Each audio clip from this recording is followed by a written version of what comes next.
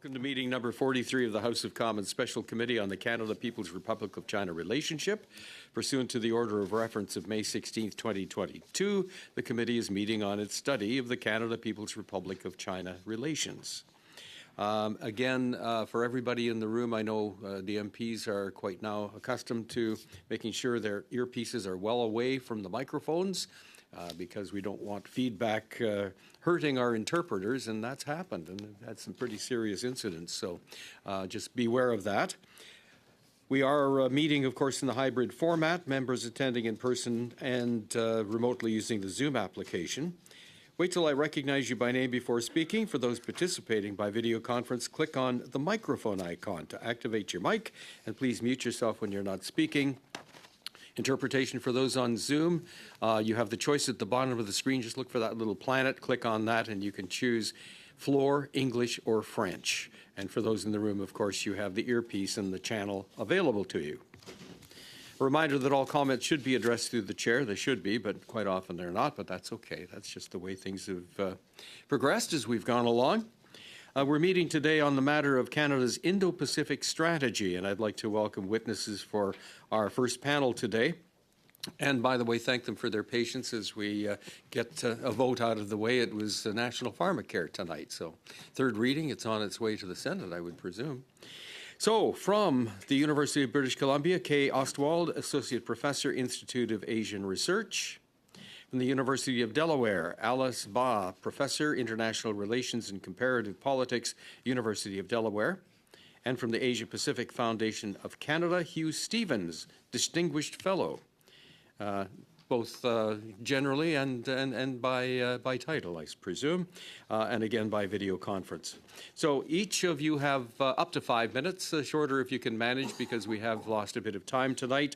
And we will begin with you, Mr. Ostwald.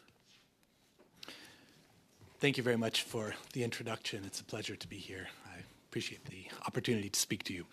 I want to make 4 points in my opening remarks, and I'll start with first that Southeast Asia's economic and geopolitical importance is rapidly increasing. You know that. You wouldn't be here otherwise.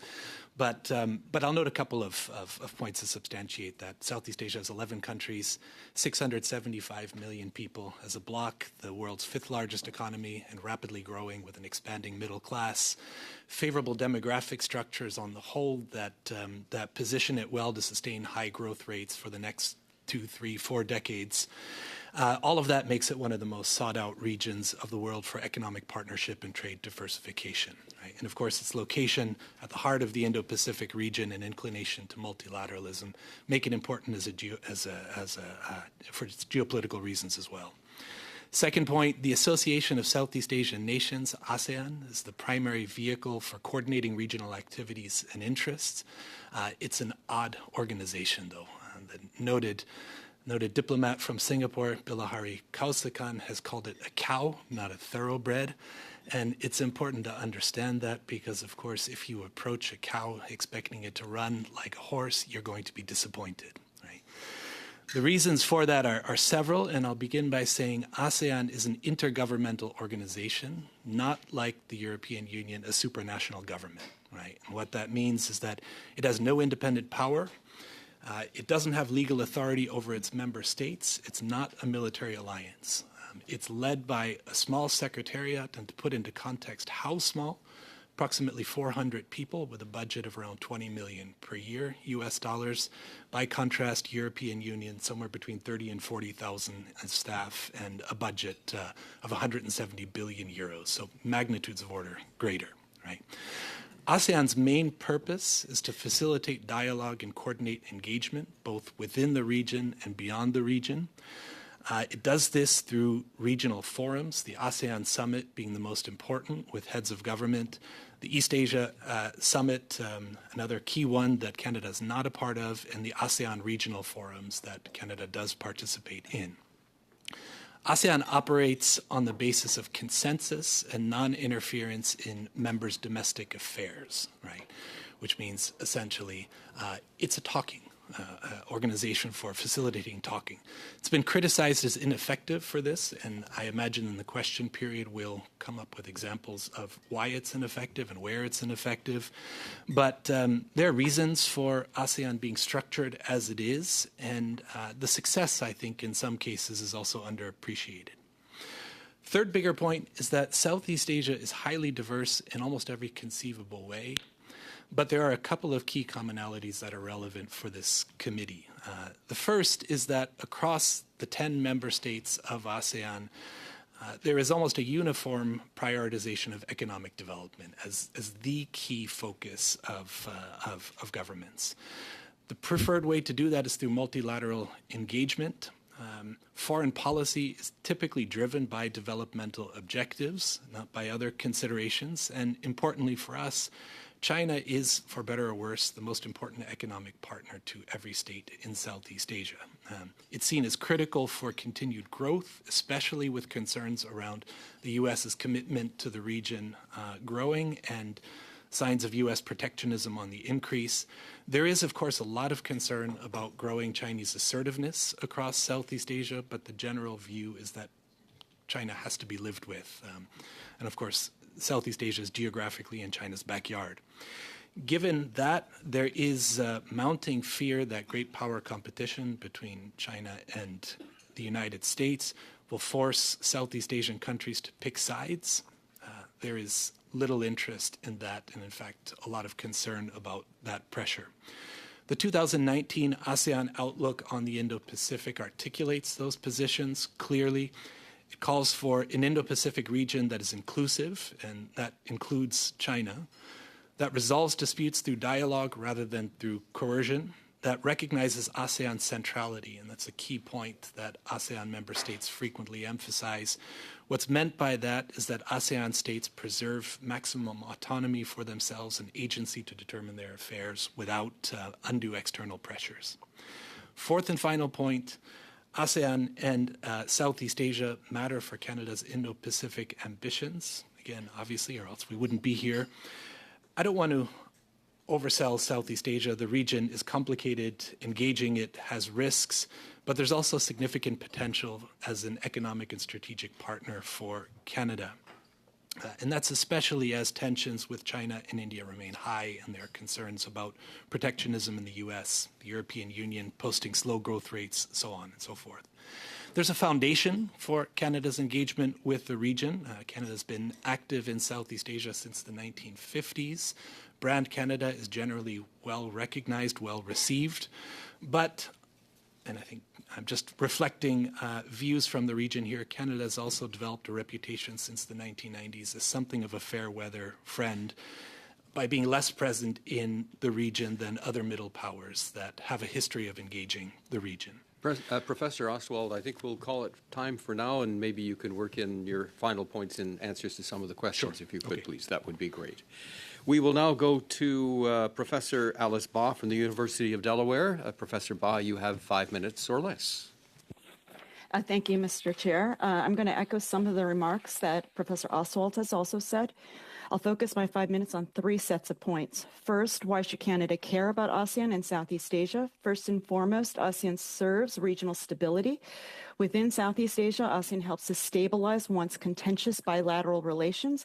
And also in the broader region, ASEAN platforms, despite challenges, offer increasingly rare neutral arenas for informal and formal exchange among states, including those with challenged relations. Further, given heightened U.S.-China competition, ASEAN continues to offer its member platforms for omni-engagement, which serves states' desire not to choose one power over another and to deny any one the ability to make Southeast Asia its exclusive sphere of influence. Engaging a range of major and middle powers also means diversified partners, which supports states' interest in strategic autonomy. I think for outside actors like Canada, ASEAN is additionally valuable because having ASEAN support lends legitimacy to one's initiatives and regional order priorities. And then finally, Southeast Asian economies are part of larger regional economic networks, including most notably the Regional Comprehensive Economic Partnership, which is based on ASEAN's free trade agreements with dialogue partners. Second, what are the challenges that Canada should be cognizant of? I'll emphasize three. For one, ASEAN is an intergovernmental organization, as was noted, of 10 states of varied sizes, varied levels of development, and varied global relations that operate on consensus. These intra-ASEAN differences are not eased by current conflicts. Similarly, the omni-engagement that typifies ASEAN's larger frameworks means a diversity of partner interests as well. Certainly, ASEAN initiatives are often less decisive than some actors would like. So we also need to be realistic about ASEAN's limits. Another consideration is specific to Canada. Canada's renewed attention to Southeast Asia and ASEAN takes place against the context of its relative absence. Despite its earlier remarkable engagement, regional states are aware of the fact that Canada is nearly the last of ASEAN's dialogue partners to seek a strategic partnership. The value of strategic partnership does offer an important signal, even if belated, of Canada's commitment. It also offers a forward-looking framework by which to regularize and expand relations. This said, what the partnership means in practice remains to be seen, and ASEAN and Canada will have a role to play in this. But in practice, ASEAN strategic partnerships do offer ASEAN partners considerable room for initiative, so there's definitely opportunity here for Canada if it wants to take it. The timing of Canada's renewed interest, however, does raise the question of why now? And this leads me to my third consideration and concern. I think it's important not to make Canada's engagement of ASEAN purely a function of its China policy or its U.S. policy. To do so plays to Southeast Asian questions about the content and durability of Canada's commitment. More importantly, it misunderstands some of the predominant regional thinking among its member states. Despite their diversity, ASEAN states tend to share 3 points of agreement. One, domestic economic security matter most. Two, China is a geographic and economic reality for those residing in Asia. For all Southeast Asian states, China is a critical economic partner, especially in trade, but also in other areas. And geographically also, China is a permanent resident power. And this means that strategically and economically, the priority is coexistence, even among those most concerned about China. And finally, there is a common concern for national and strategic autonomy. For Southeast Asian states, this means it's best not to rely on any one country, whether it is China or the United States. If Canada or any partner is to be relevant in Southeast Asia, policy has to be cognizant of the 3 points I've just mentioned. This now leads me to my third point. Where are the opportunities? I'll emphasize two for Canada.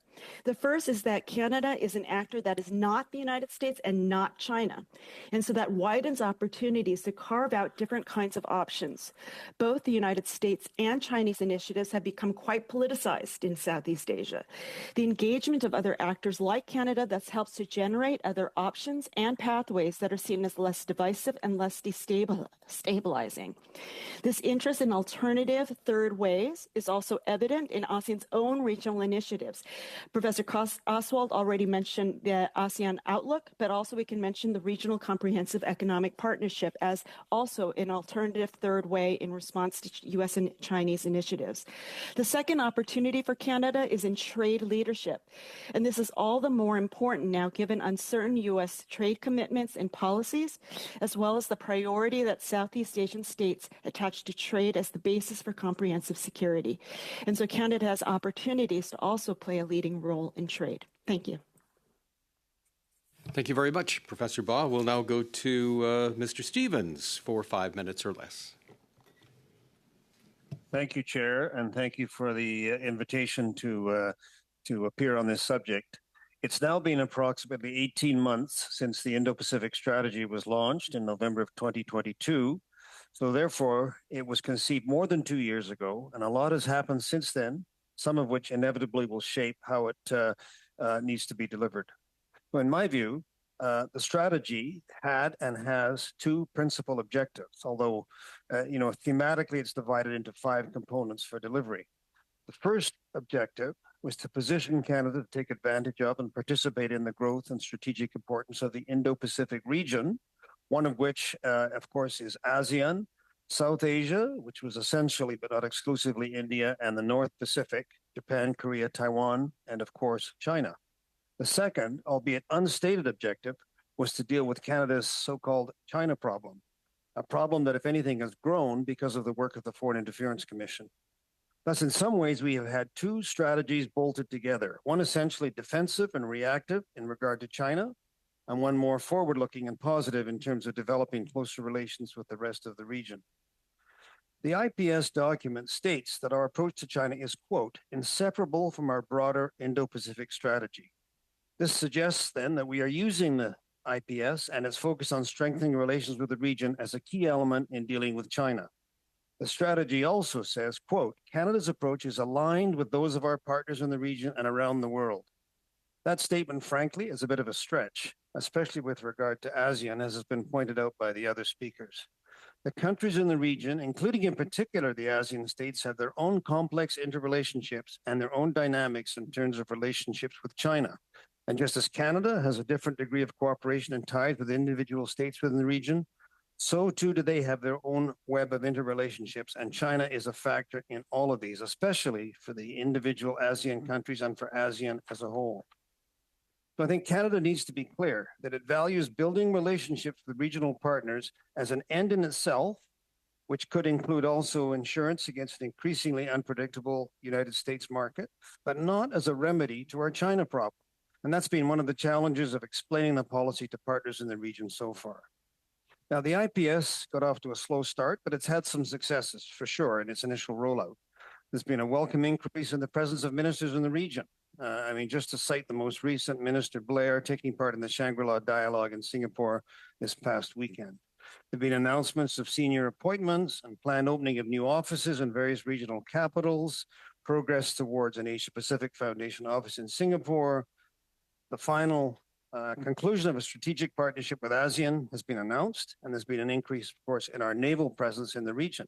But offsetting this has been a substantial delay in launching programs that involve non-governmental entities in Canada, such as the regional regional engagement initiatives. Potential partners in Canada are impatiently waiting for details. I understand that RFPs for some of these programs will be released in September, which is almost 2 years after the announcement of the strategy.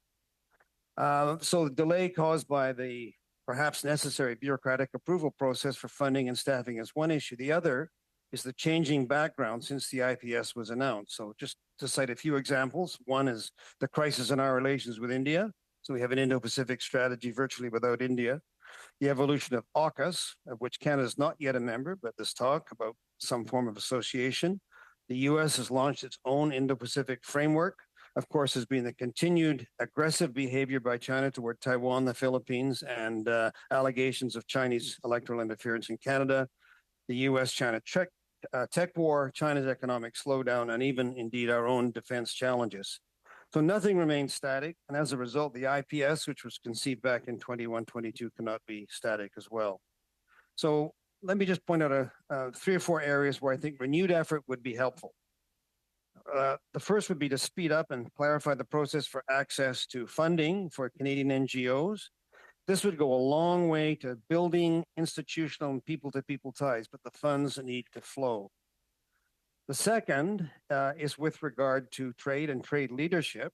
Canada is the chair of the CPTPP process this year. There are 3 ASEAN states that are members.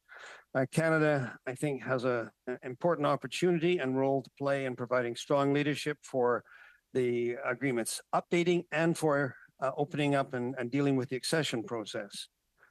We should continue to push negotiations for a Canada-ASEAN FTA, building on the partnership that's been announced.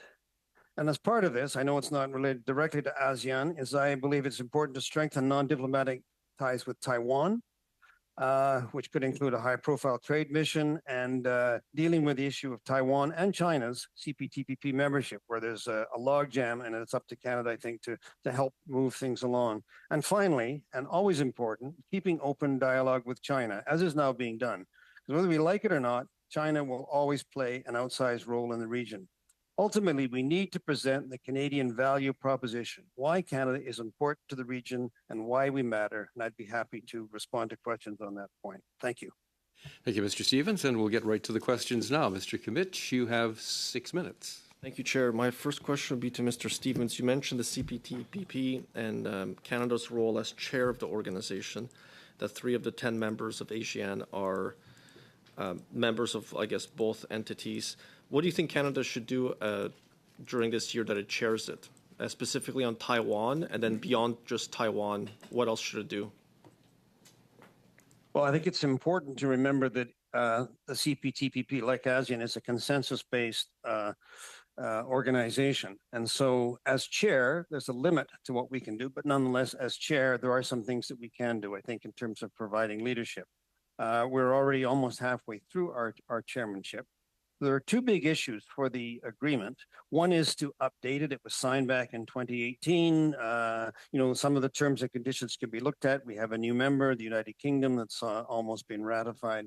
But the other really important issue is the accession question. If the CPP, I'm going to call it the new TPP, if it is to really sing and live, and it's a real asset that Canada is a member. It's the only regional organization, trade organization where we are a member. If it is to move along, the membership question needs to be addressed. So there are 6 aspirant economies that have gone through the formal process of indicating that they would like to join. Some are more serious than others. The first 2 were China and Taiwan within a week of each other. There are the obvious questions around both. One with regard to China is China really serious? Why has it applied? Is it just simply to act as a spoiler? Does it want to change the rules? All these sorts of questions. Nonetheless, China's application needs to be taken seriously, as does Taiwan. There's a lot of speculation that China would like to block Taiwan. China's not a member. A non-member cannot set forth conditions to other non-members. It really should be based on ability to meet the terms of the agreement. Clearly, Taiwan and perhaps one or 2 of the others. I'm going to interrupt Mr. Stevens because I want to get a question on that. Yeah. You mentioned the PRC, but I asked specifically what should Canada do? So should Canada, as chair, then extend perhaps the kickoff talks with Taiwan to at least include some of the provisions of the CPTPP, I hate these acronyms, to be extended to it in order for it to be able to start participating on an equal footing with other members of the group? And if you keep the answer short, I want to follow up on your idea of a Canada-ASEAN FTA. Yes, thank you. There are 6 applicants. I don't think Canada can single out one particular applicant, but it can help move the process along. There needs to be agreement on how all the applicants could be dealt with. Are they going to be dealt with as groups in terms of readiness? And by doing that, that would deal with the Taiwan problem. So I hope that answered your question. Thank you. But why can't Canada single out one particular state in order to participate? Why can't Canada? Is there anything in the rules that says we can't pick a state to prioritize over others? What Canada can do is engage in the preliminary discussions that are part of the accession process. Right now, my understanding is that applicants are encouraged before the formal accession process begins to have informal talks with all of the current members. My understanding is that Taiwan has been unable to do that because the response has always been, well, there's no consensus. In fact, there is no requirement for consensus for individual countries to begin these informal consultations. That is certainly one thing that Canada and other countries could do. Thank you, Mr. Stevens. I'm going to ask Professor Bod the following question. Because, Professor, you had mentioned that ASEAN builds regional stability. Can you comment then on the South China Sea conflict? Because many of the members of ASEAN have territory that's being claimed by the PRC actively. It seems to me like what's been happening is a slow-moving organization can't respond to this very aggressive step that the PRC has taken. So can you comment on that? Is that an image of ASEAN's ability to build regional stability? It seems to me like it's doing nothing while allowing the PRC to continue expanding and building bases in territorial waters or in economic zones that are claimed by other countries. Some of them are ASEAN countries. So I'd like to hear a commentary on that. Yeah, so I think that that's a good question. And I think it requires kind of thinking about what are ASEAN's limitations and what does it do, right? So I think what ASEAN does not do is that it does not resolve conflicts. So even within its own organization, it actually has challenges in resolving conflicts, right? What it does do is keep dialogue open, right? The South China Sea has become a very complicated issue, partly because it's also involving other major powers. And so the South China Sea is one of the most complicated disputes in the world, right? Given the number of actors and the variations in terms of the types of claims that are made. So the South China Sea is an especially challenged dispute to handle. And so ASEAN is very challenged in terms of handling that. Now, what ASEAN does do for Southeast Asian states is that it has mechanisms that allow for states to continue dialogue on issues, including maritime questions with China as well as with the United States. And so in that sense, it is helping to maintain relations. But your point about it not being solved is certainly a fair one. Thank you very much, Mr. Kimmich. We will now go to Mr. Frangasiatos for 6 minutes. Thank you very much to witnesses tonight. Really interesting testimony. I actually want to build upon this point on the South China Sea and maritime disputes. And I look at it as a question that cuts straight to the issue of cohesiveness within ASEAN. No organization that includes a collection of states is going to have unanimity on issues. I'm not making that point at all. But I do note that there are differences in perspectives on this issue, and so I wonder if you could, if each of you could touch on this point. Canada looking at this, understanding that we have to engage in an Indo-Pacific strategy with China that is very different now than it was even a few years ago. If we're going to be moving closer to ASEAN, how prominently does this divide within the organization figure, and what would you advise us as a committee because of that? And perhaps we'll go with Mr. Ostwald first, and then we'll continue through. Thank you. That's an important question. I think it's important to point out that there are differences in perspective across Southeast Asia on what to do about the South China Sea, but there are commonalities as well. I think the uniform position across all of Southeast Asia is that respect for territorial integrity is absolutely critical, right? And so the question isn't so much whether China has a right to be more assertive in the South China Sea and make claims, but what to do about it. And I think that has to be understood in the context of Southeast Asian states not having the capacity militarily to form a real challenge against China. Right? Professor Stevens, if we could go to you. I think that Canada's position has always been one of respect for international law. I think maintaining adherence to those principles is extremely important. As you have mentioned, the different ASEAN countries have different stakes in this game. They all have a relationship with China, but some have a greater stake in the South China Sea issue than others. So I think the best thing that Canada can do is continue to maintain respect for the international order, which, by the way, clearly supports the freedom of navigation through that area, and has certainly not endorsed the Chinese position to their 9 dotted line. Thank you I'm very going much. to answer this. Please go ahead. I'll answer this question a little bit differently than others, and that is that Southeast Asia policy, Southeast Asia policy should not be the same as South China Sea policy, right? So if we look at also what states are most concerned about, and you see this in various polling as well as surveys in the region, South China Sea is not ranked high, right? Now, it's not the top concern, right? The concern is economics. It's about health. It's about and so it's about other kinds of questions. So that would be my way to respond to that. So I'll just leave it at that for now. Well, thank you very much. Professor Stevens, if I could go back to you. During your testimony, you wrapped up by providing the committee with a set of recommendations for Canada, and one of those was to maintain an open dialogue with China. I think that's the exact phrase you used, in fact. Any advice on, not just the committee, but to the Government of Canada on how to best do that, on which issues to continue to focus on with respect to keeping that dialogue, as you said, open? Well, even in the IPS, it identifies one or two areas that are likely to be areas that are of mutual concern, and I mean that includes climate change, for example, migration, those kinds of issues. But I think we need to move beyond that. There are clearly issues of technical development. There are, I know the government has made an attempt. It's extremely difficult to engage with China. There are a lot of challenges, and China has not been an open and willing partner to many areas.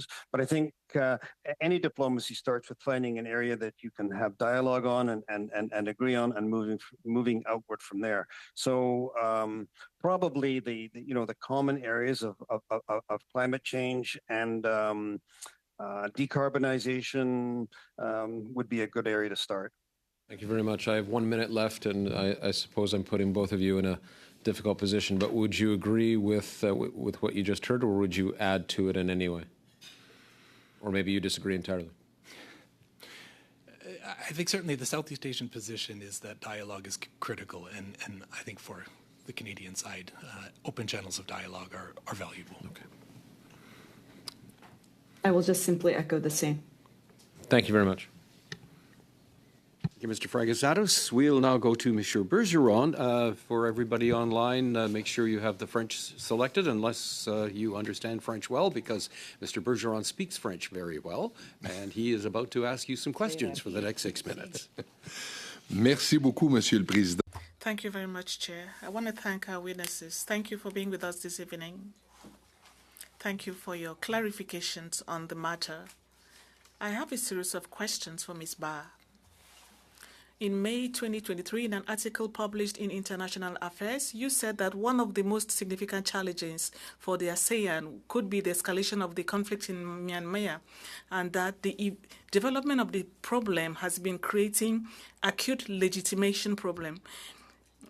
And in May recently, some countries like the US, Canada, EU countries, and the Union, the UK, South Korea, issued a declaration concerning the situation in Myanmar. So in your opinion, what legitimation problem within ASEAN has been caused by the escalation of the conflict in Myanmar, and what effect could this have? Thank you for the question. Myanmar is one of the most important current challenges facing ASEAN as an institution. So there are two challenges as I see it.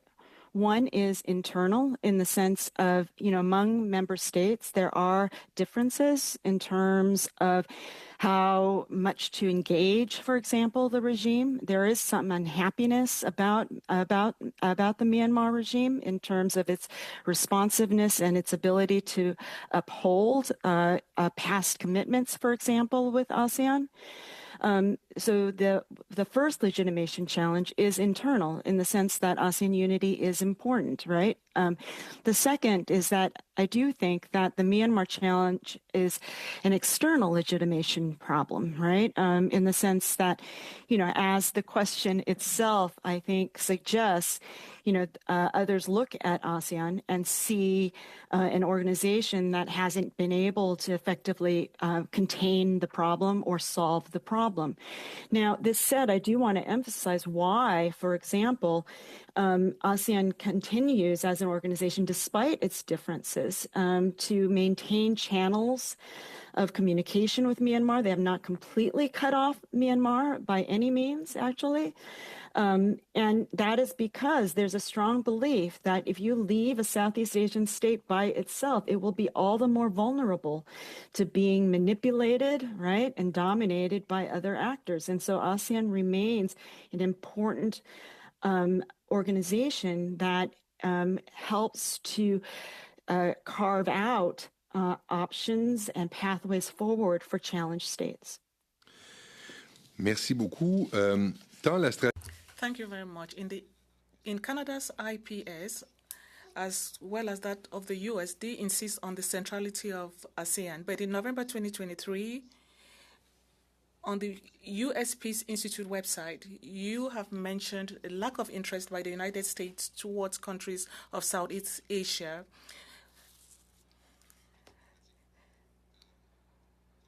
How do you reconcile this idea that as part of the American Indo-Pacific strategy, ASEAN should be playing a central role, but at the same time, you identified disinterest towards ASEAN at the same time? So I disagree with some of U.S. policy. So what I would say is that the Biden administration, is in some ways kind of it's not a complete continuation, I think we agree, but it certainly draws certain lessons and experiences from the Obama administration. And so there has been some kind of downgrading, I would argue, in terms of the United States engagement of ASEAN, despite its references and support of ASEAN centrality, right? And its references to ASEAN centrality, again, get at one of the points I mentioned in my remarks, which is that most states are aware, including the United States, that ASEAN remains an important legitimating factor for other states. ASEAN may have its own legitimation problems, but so do its partners. And so supporting ASEAN centrality is an important part of that. I think I would also suggest that and this is a point I wanted to make in my earlier remarks as well, is that I think we actually, all states that have some interest in the region have a stake in ASEAN, right? And the reason is that in the absence of ASEAN, I think you would have much more vulnerable individual states, you would have a more divided region, and a much more unstable Southeast Asia. Merci. Justement, Thank you. Let me come back to the American strategy, the Indo-Pacific strategy, which wants to contribute to a unified ASEAN. Ms. Barr and the other witnesses also said that ASEAN, in spite of its divergence of views towards China, for example, is trying to remain united in spite of the pressures that they are facing from southern China. Could ASEAN survive given this context? My question goes to Ms. Barr first and then to Mr. Stevens. So the issue of ASEAN survival has plagued it since its founding, right? And the main thing to understand about ASEAN is that its first and foremost priority is actually its intra-regional relations. So ASEAN will remain relevant for that reason, in terms of providing mechanisms to work with one another, and so it is. So that will be its first priority, and then second priority are these other issues that we've been highlighting. Mr. Stevens, we'll give you just a brief moment to answer the question. Moi aussi, je suis convaincu que I also believe that ASEAN could survive China. A good example is the ASEP agreement, which is based on the centrality of ASEAN, which includes China, Japan, Korea, and so on. This was a way of putting the organization at the center and building relationships with China. Thank you very much, Mr. Bergeron. Now, Ms. McPherson, the next 6 minutes are yours. Thank you very much, Mr. Chair, and thank you to all of the witnesses for being with us today and for sharing this information. One of the things that tweaked my mind as I was listening to the testimony, with regards to the role that China plays in the region, obviously the Indo-Pacific strategy was put in place to help Canada diversify its dependence on China. And we are hearing about how, for example, the CPTPP, Mr. Kimmick, I'm having the same problem as you, that China would like to block Taiwan from joining. That said, one of the obviously China's not a member, but those members would be deeply influenced by China. We saw this at the United Nations Human Rights Council, the power that China has that is not necessarily overt, but rather subliminal. Like, would this not be a real concern that we would have in multiple frameworks? I mean, the CPTPP would be one, but looking at blocking Taiwan there, looking at developing relationships with others, the pressure that China puts on those countries because they are the primary, they depend on China more than they depend on us. I'm just curious about that. So I'm going to go to all three of you, but I am also curious when you're answering that. One of the other comments that I found interesting is that Canada has a strength because we are not the U.S. and we are not China. But are we not also seen as very close allies to the United States? And does that not impact some of the decisions that are being made within the region? Maybe I'll start with you, Mr. Oswald. Thank you. I'll say, firstly, China does have the capacity to influence countries in Southeast Asia. It does that on a regular basis. It's not the only country that tries to leverage the countries, but it does so very effectively. And there's a particular example that's frequently raised. The 2012 ASEAN summit had discussions on the South China Sea. ASEAN failed to come up with a statement because of the assumption, pressures from China. So that is a concern. On the maybe I'll pass it to the others, and then we'll do a second round. Yeah. Okay, Ms. Ba. Sure. I'm actually going to make 3 points. The first is that I actually want to give a somewhat different characterization of China's interest in the CPTPP. Right. And so in my view, China's interest in the CPTPP has more to do with its concern that if the United States should come to a position where it joins again, China will be cut out. And so so for China's standpoint, I think it's important that it join before that happens. Right. I think in the sense that if it were to join before Taiwan, then I think Mr. Stevens' point is correct, right? Then it would have greater influence in a consensus organization. And so, that would, and so again, as Mr. Stevens pointed out, establishing and clarifying what are the rules of ascension would be very important, right? I think, and in that sense, it is about, making decisions in terms of kind of the 6 states that have applied to join. I think the second question in terms of the other ASEAN states, as was noted, only 3 ASEAN states are part of the CPTPP. Not all states are equipped to join the CPTPP. The whole point, one of the important reasons for the Regional Comprehensive Economic Partnership was because the TPP, the original TPP, right, and now the CPTPP, right, both of those made it very challenging for the least developed members of ASEAN to participate. And so, and for us, for Southeast Asian members of ASEAN, it is important not to leave a member behind, right? I think the third question that you asked is also a good one, right? Canada is a close partner with the United States. It's a close ally of the United States. So would that not taint Canada by association? I don't think necessarily so. It depends on how you do it, right? If you look at Japan, for example, I think Japan is actually the model, right? Japan is extremely close to the United States. For those who have been studying Japanese foreign policy, you know, for example, that Japan has been extremely influential in terms of some of the specific content of some of Indo-Pacific strategy, right?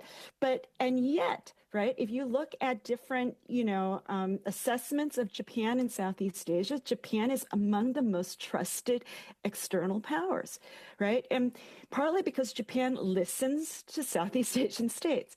And so the content that it's also conveying, right, if it's in terms of how it has influenced some of the directions and getting greater Southeast Asian buy-in, right, is by trying to inject some of those things that it's hearing from the region. Canada could do that too, right? So I don't think it necessarily means that you're tainted by association.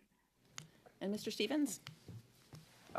Yes. I mean, in terms of China's influence on the existing members of the new TPP, certainly they have a greater influence over some than over others. It depends on, and I'm not just talking exclusively about the ASEAN countries either. I mean, I'll single out one country, Chile. Chile has very close relations with China because of a bilateral trade agreement with China. So that is a problem. But I think ultimately, we don't know for sure what China's motivations are. Is it to try, probably not to reform the state-owned enterprise? Maybe it's to try and shift the CPTPP. Maybe it's to try and make life difficult for China. But I don't think we're going to know until we move ahead with the accession process. So in a way, I think it's almost fair to say China's bluff needs to be called. They need to be invited to take part in the accession process. Like Taiwan, let's deal with these on their own merits. So it's not an insurmountable obstacle. I mean, there is another supposedly insurmountable obstacle, which is the USMCA, which has this poison pill, which makes it very difficult for Canada to sign a free trade agreement with China. But we could talk about that on another time. But that also brings us to the question you asked about the U.S. I agree with Ms. Ba that Japan has been able to play this game well. However, Japan, of course, is not Canada. Canada has a different dynamic with the United States in similar some ways to Japan, but also different in others in terms of economic dependency. So yes, it is an issue. I think we have to be extremely careful not to be seen as what one time was called the deputy sheriff of the U.S., a label that was put on Australia. We need to play our own interests, but we have to be realistic. I mean, Canada's room for maneuver is relatively limited, so we need to find that area where we can make a contribution, make a positive contribution, develop our own relations with ASEAN based on the values that we have, based on, I did make the point about why Canada. It has to do with our values, has to do with our, opportunities for clean energy, exchanges, and so forth. So we need to make the case that we're not just a little brother to the United States. We happen to be in North America, but we also have something unique to offer. Thank you, Mr. Stevens. Ms. Ba, before we continue, can you move your microphone up so that it's sort of between your nose and your upper lip? That way that's perfect. Thank you. Mr. Stevens, yours is okay. I can tell from this angle. It's good. All right, our next round we'll go to Mr. Chong for 5 minutes. Thank you. I've been listening to the testimony here, and I wanted to. Japan was mentioned just a few moments ago as an effective partner in ASEAN and respected amongst ASEAN nations. I'd be interested to hear your perspective on how Australia's role in the region is perceived, what has been effective on part of Australia's approach and what has been less effective. And if all three of you could comment on that. And I ask that in the context of Canada being a member of the Commonwealth, a parliamentary democracy, similar in size, economically and population-wise, with Australia. And that's the context in which I ask this question. I can start with the positive. I think Canada is seen as a highly engaged partner to Southeast Asia. There are a lot of people-to-people ties, a lot of both economic... Australia. So in that sense, Australia punches above its weight given population size as being influential in the region. It also has long-standing ties, so much like Japan, there is a sense that its diplomatic corps understands Southeast Asia and Southeast Asia's interests. I'll add that that Southeast Asia has been somewhat controversial in the last several years. Australia is part of AUKUS, of course.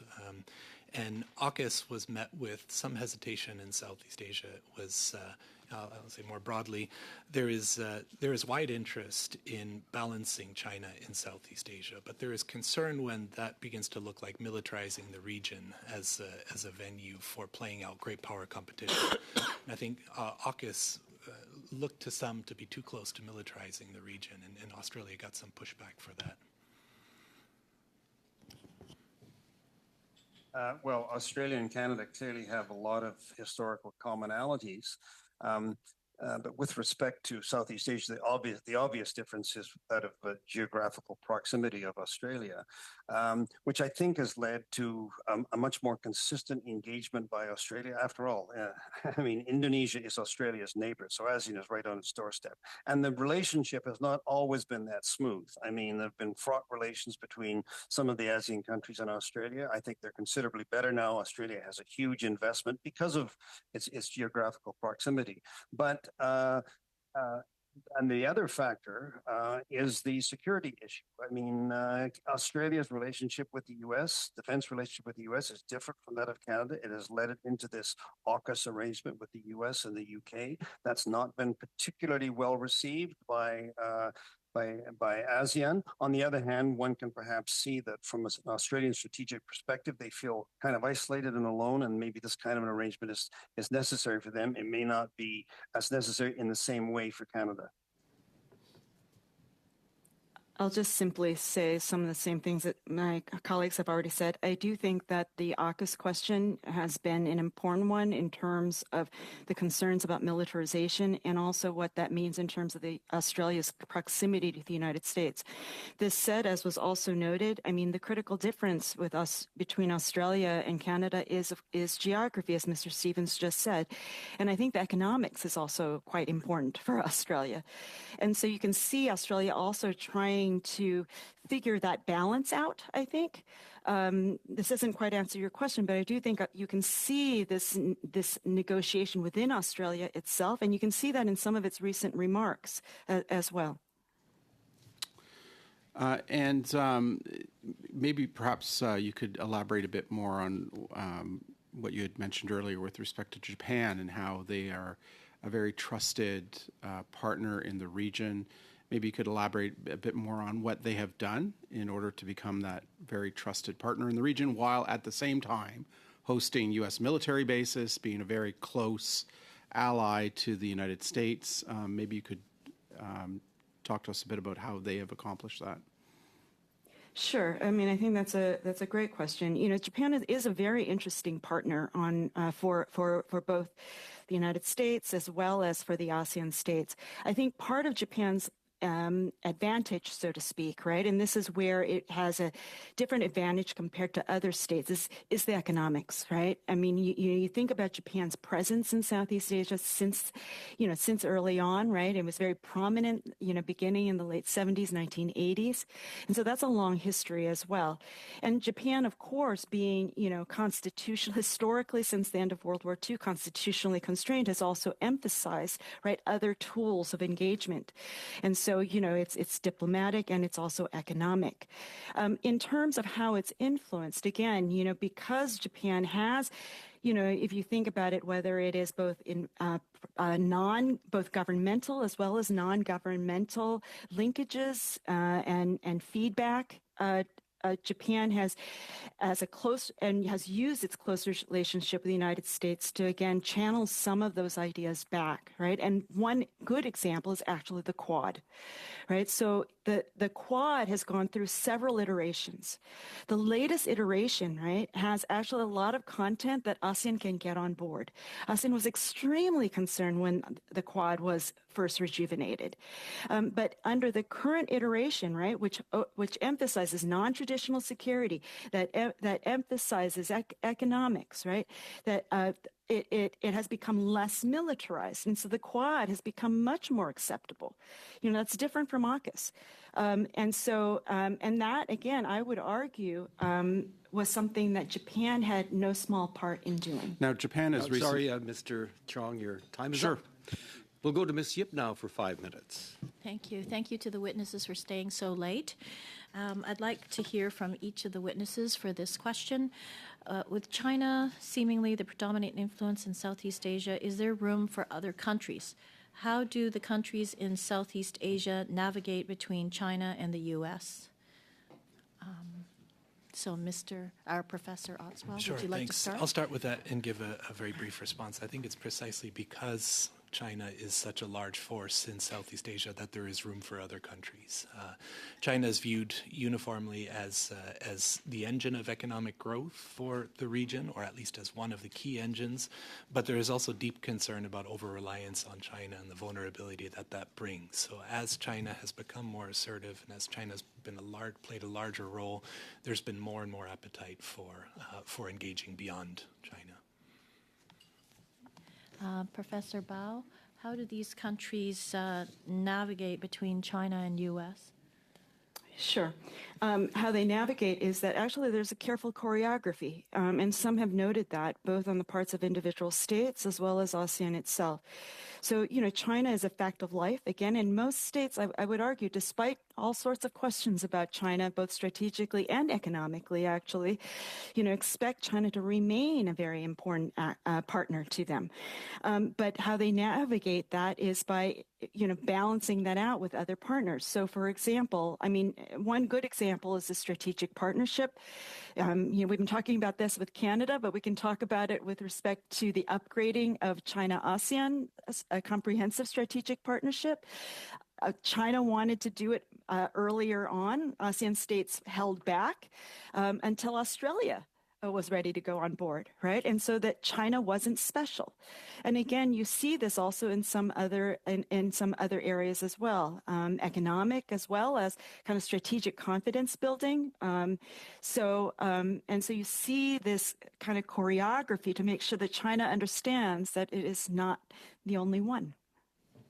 Thank you. And Mr. Stevens, comments? Yes, I agree with all of the above. I would also note that the ASEAN has been very careful to ensure that there are various players. So if you look at investment, the Japanese investment's been extremely important in countries like Vietnam, Thailand, and of course Singapore. Korean investment's been very important in Vietnam. So while the two polarities are China and the U.S., which they try and keep on good terms with both, and the U.S. is a very important economic partner, but of course it also plays a strategic role, as does China. ASEAN has tried to keep its options open, and I would add in one more player, that's relations with the EU. They're open towards relations and building relations with the EU. And then if you want to bring in perhaps some of the more, maybe minor is not the word, but smaller countries like Canada, like Australia, so they develop their own relations as well. So they've been very effective in building these dialogues, the annual meetings, and so on, as a way of making sure that, in a sense, diluting that rivalry by adding more countries to it and making sure that they are the convener. Thank you. Mr. Stevens, you had mentioned in your opening statements about a tech war between China and the U.S. Where does Canada stand? Can we capitalize on any opportunities? Well, I think I mentioned our room for maneuver is relatively limited, certainly in terms of the fact that we're part of an integrated North American market. So the U.S. is going to be looking very carefully to make sure that we're not a conduit or a backdoor that would undermine their situation. On the other hand, Canada does have specific assets in the area of AI, digital technology, and so on. So I'm not sort of steering it away from China. I think there are opportunities in Southeast Asia for Canada to develop that, even indeed with regard to Taiwan and its supply chains. But we have to be realistic. I think there's not going to be a big gap or much of a gap between Canada and the U.S. when it comes to this. That said, I don't see that Canada needs to be in the forefront of these.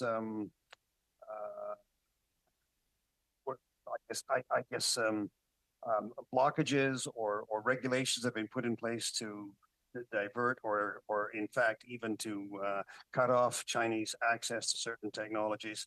But I do think that we have to recognize our role as part of a North American supply chain. Thank you, Ms. Yip. We'll now go to Mr. Bergeron, for 2.5 minutes. Oui, merci. Thank you, Chair. We read some very fascinating discussions a while ago on AUKUS. I would like to know what the three of you think about the following question.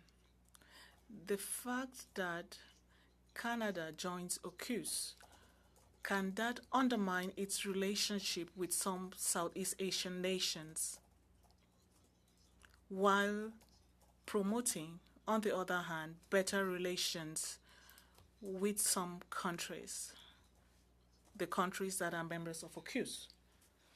Talking about strategic advantages of AUKUS,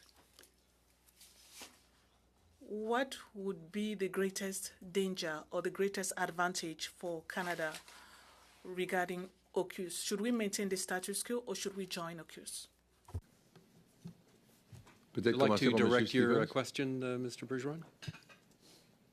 Peut-être commencer par Monsieur Stephens. Let's maybe start with Mrs. Stephens. I think AUKUS is evolving.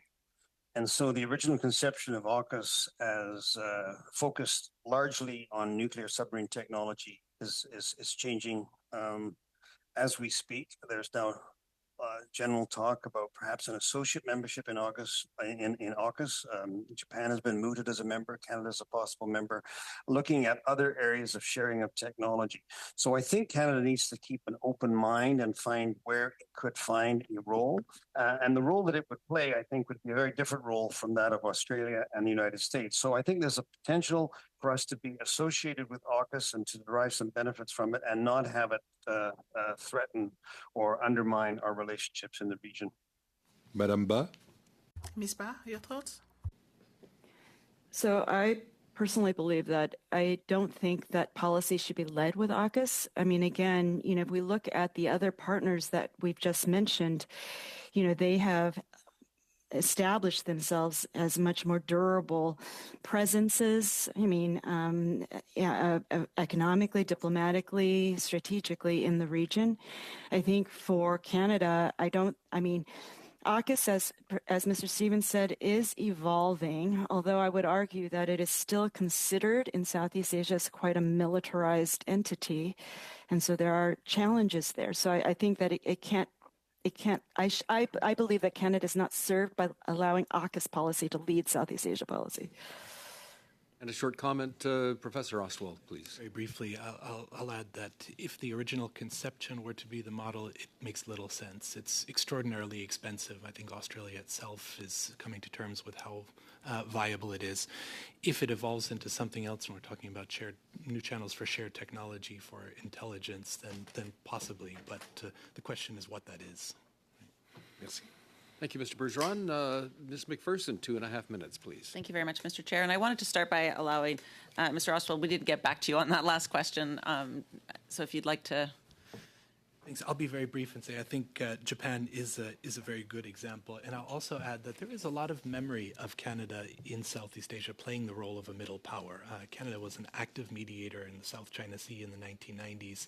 Of course, during the Indochina Wars, Canada was active in a mediator role. So that legacy is there, and I think it's something that Canada can try to reclaim.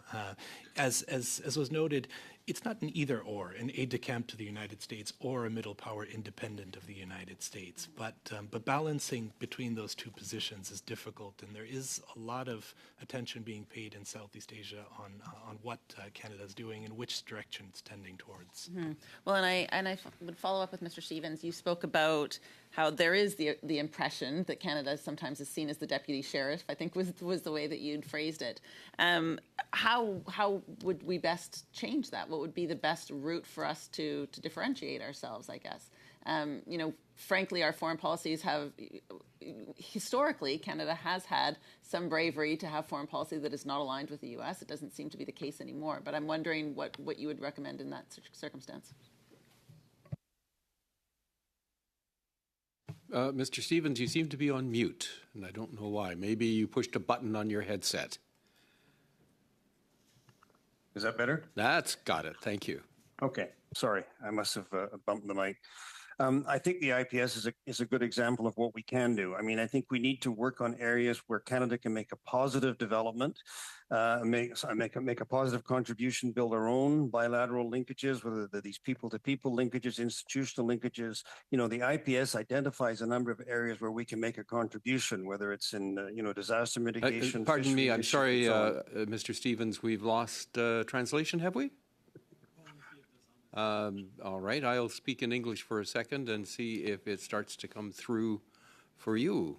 I think it's sound. Is there a problem with Mr.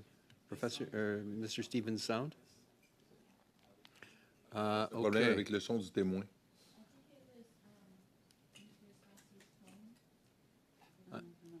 I don't know. No, so the sound vibrating. I think. Really good. Non, les interprètes disent que le son du témoin est pas bon. Mr. Ostwald, could you just speak for a moment and see if Mr. Bergeron is Testing. picking up the French? Do you hear this?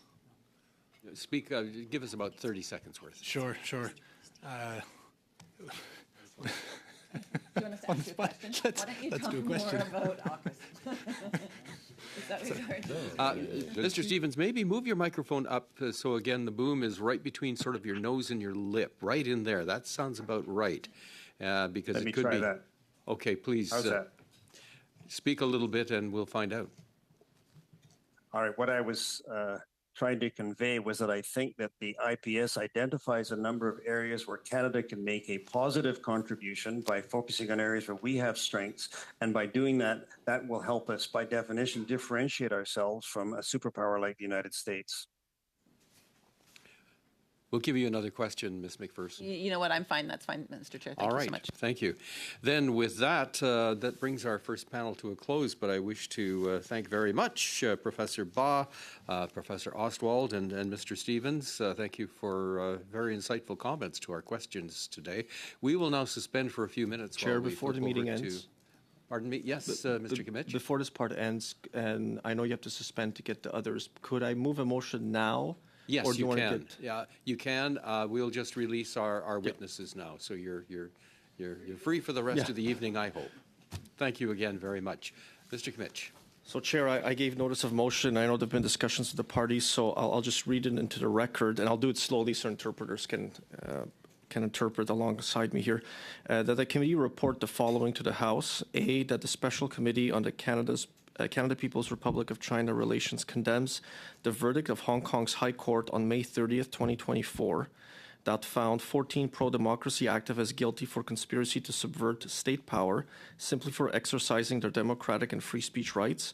B, that the committee expresses its view that the trial was politically motivated and a violation of the Sino-British Joint Declaration, an international treaty which states, I quote, a prosecuting authority of the Hong Kong Special Administrative Region shall control criminal prosecutions free from any interference, and the courts shall exercise judicial power independently and free from any interference.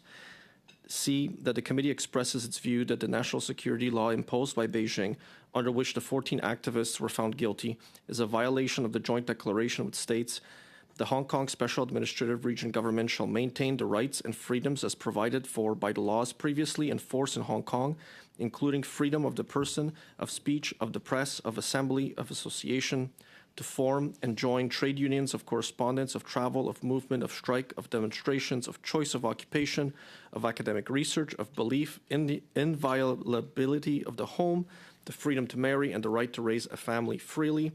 D, that the committee objects to the ongoing violations by the authorities of the People's Republic of China and the Hong Kong Special Administrative Region of the rights and freedoms guaranteed to the people of Hong Kong in the Joint Declaration. And E, that the committee calls upon the authorities of the Hong Kong Special Administrative Region to immediately release the 14 pro-democracy activists. It's self-explanatory.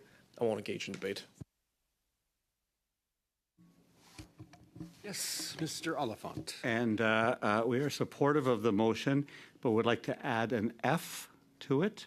And F being and, comma, while noting the government issued a statement on May 30th, 2024, expressing its concerns regarding the verdict on the Hong Kong 47 trial, that pursuant to Standing Order 109, the committee requests a government response to this report. Mr. Kimmich, you're good with that? Yeah. All right. Any other comments? I think we can do a simple thumbs up, thumbs down to the motion. I think we're good. Thank you very much, Mr. Kimmich. We'll now suspend while we set up for our next panel. Thank you.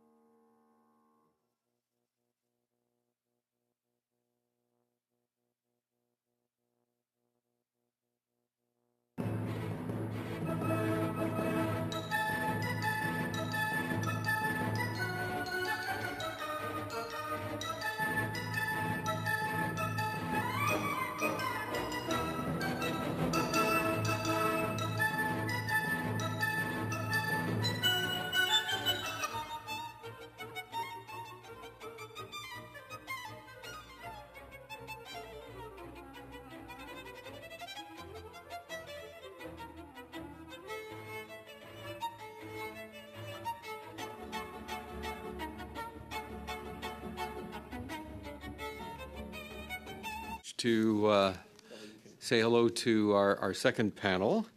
And for the second panel, we have from McGill University, Eric Kuhonta, Associate Professor, Department of, Political Science by video conference. From the University of Ottawa, Melissa Marchke, is that close? Thank you. From the UOW, or U of Ottawa, I should say, and from the Canada ASEAN Business Council, Wayne Christopher Farmer, the president. We'll begin with 5 minutes or less opening statements from each of you, and we will begin with Mr. Kuhonta from the McGill University. Mr. Kuhonta, you have 5 minutes or less. Thank you. Thank you for having me and for inviting me to discuss ASEAN in the context of Canada's Indo-Pacific strategy. In my 5-minute opening remarks, I'll address 3 key points. One is the origins of ASEAN. 2 are the principal characteristics that have defined ASEAN. And 3, the current internal dynamics of the association. I apologize beforehand if some of this overlaps with the earlier panel that I was watching, but some of these will overlap, but it will also build on the earlier comments. The main point I intend to make is that ASEAN is a very pragmatic organization that reflects a wide range of interests, but whose raison d'etre has always been regional stability. That emphasis on pragmatism and regional stability will shape its relations with countries from outside the region. ASEAN was established in 1967 to address social, cultural, economic, and political issues in the region. But the real concern that led to ASEAN's founding was that of security. In the 1960s, Southeast Asia was rife with conflict, with problems of external great power interference, and with ethnic and communist insurgencies within numerous countries. These risked overwhelming the region. ASEAN was therefore Excuse me, Professor Kuhonta, can you move your microphone up just a little bit, just so it's between your nose and your upper lip? I think that would be good.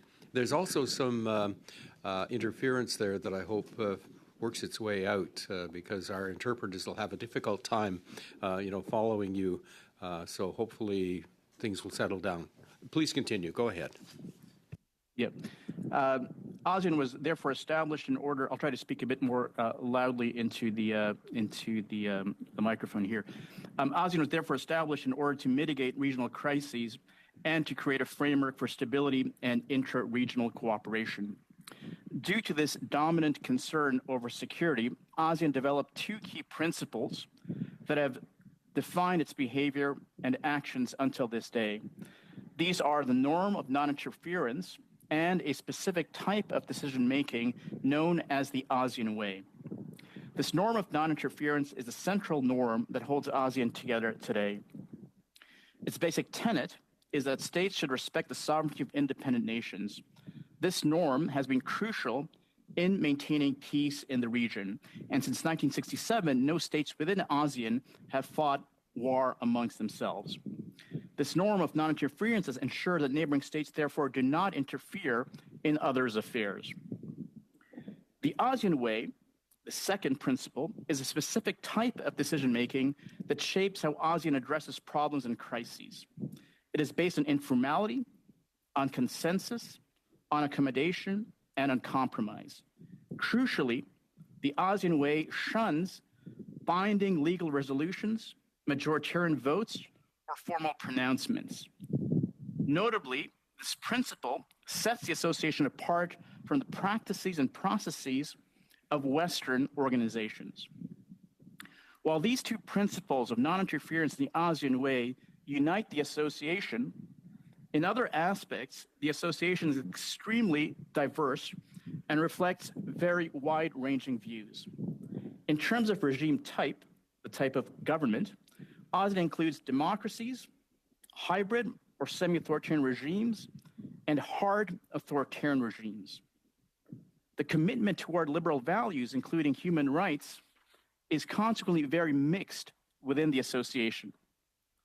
In terms of economic development, the association also ranges very widely from very poor countries to middle income and rich countries.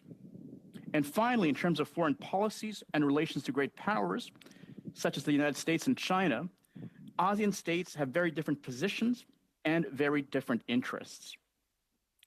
The consequence of this wide internal variation within ASEAN affects the way the association addresses problems and crises in two specific ways. First, the association usually looks for consensus when dealing with a pressing problem precisely because it encompasses such a mix of nation states. Second, ASEAN responds to crises in a relatively slow manner because it tries to satisfy the range of states within the association. My final point is that ASEAN has also been changing in recent years, particularly in terms of the question of legitimacy, how it is perceived in the international community. That concern is especially relevant for some of the more economically developed countries within the association, such as Singapore, Malaysia, and Indonesia. In that regard, ASEAN has recently sought to address problems of human rights and democracy more directly, especially in the question of the 2021 Myanmar coup. Yet, overall, ASEAN finds it very challenging to address illiberalism in the region precisely because the association has long championed pragmatism, ambiguity, and non-interference. Thank you. And thank you, Professor Kuhonta. Again, your microphone, there's something a little bit strange going on with your audio quality. We hope it kind of settles down as we get into our questioning round in a little bit here. We'll now go to Professor Marchke from the University of Ottawa for 5 minutes or less. Thank you, Mr. Chair. Thank you for the opportunity to present. I'm going to talk to you, my remarks are going to be about seafood supply chains, distant water, fishing boats, forced labor, or what one might call modern slavery, and migrant workers coming from Southeast Asia. Much of the seafood eaten in Canada is either caught on those boats. The main distant water fleets are Chinese, Taiwanese, Japanese, or Korean. Think tuna, think squid, or processed in Asian seafood processing hubs. The Philippines, migrant workers coming from the Philippines and Indonesia working in seafood processing hubs in China, but also in Thailand and Vietnam. Much of the seafood, so in Canada, we're really implicated by this, and the working conditions are generally really problematic. Work in fishing is problematic, that's true, even here in Canada, we know that, but it's particularly problematic for migrant workers. Migrant workers face many serious labor violations on these distant water boats. Violence on the boats, both verbal and physical. Unpaid wages, long hours while fishing. For example, on the longliners that catch raw tuna for sushi or poke bowls, it's not uncommon to work 18 to 20 hours a day when the fish are running for days on end. Contracts are 1 to 2 years. Some of these boats do not come back to port. It's because of transshipment at sea. So this means migrant workers are on boats for a year to two at a time without any Wi-Fi. Isolation is a real issue for these workers, and they're very isolated and they're at the mercy of their captains. We've seen this all around the globe. There's very little high-speed inspections that actually take place. At the same time, these are jobs that migrant workers, again from the Philippines or Indonesian, they want these jobs because it's better than what's going on in sending countries. They're making little, given the value of seafood, $500 a month if they're paid. There's cases where workers get far less. I've heard cases of $200 a month. And I've heard a few cases where people have been managing this job for a long time and are making more money. Shutting down the industry is not the answer, but changing working conditions is critical. Migrant workers on fishing vessels get the most attention, but seafood processing hubs are also an issue. Recent work by Ian Urbina, a U.S. journalist, was able to show how thousands of Uyghur workers and North Korean women were found in Chinese seafood processing hubs, basically imprisoned, with North Korean women being subjected to sexual abuse. Some of the worst abuses on the larger scale are in China, but it's important to emphasize that unacceptable working conditions is a problem within most seafood supply chains. It's not an Asian problem.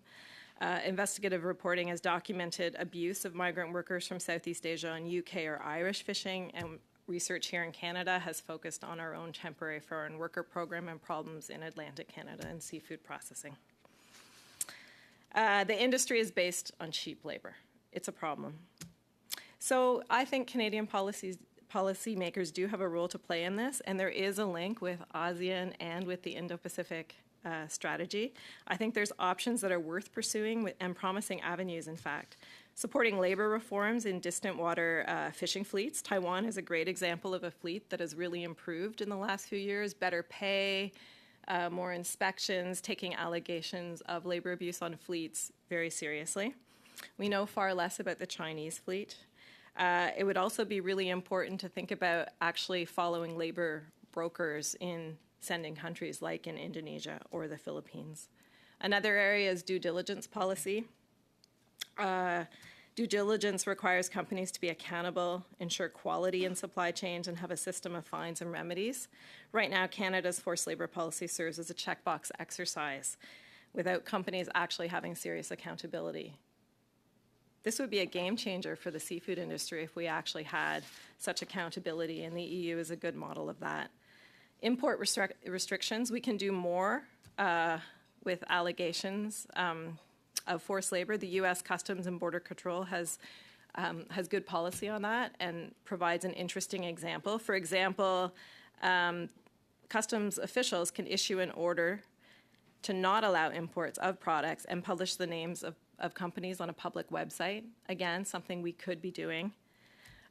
Something we are doing that I think is really positive is high seas patrolling. I understand in talking with folks at DFO's Operation North Pacific Guard, they did patrolling last summer in the North Pacific, and Canadian crew interacted with over 400 migrant workers. It's an example of fishing policy for illegal fishing really intersecting nicely with labor policy, and I think more could be done here as part of the Indo-Pacific strategy.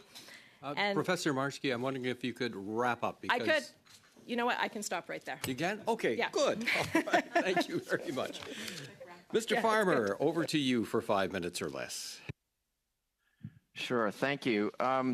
I'll try to keep my comments brief and non-repetitive because some of what I was going to say has been echoed by previous folks and on the earlier panel. But just for a quick background, the Canada-ASEAN Business Council was established in 2012 to be the leading voice for the Canadian private sector in ASEAN.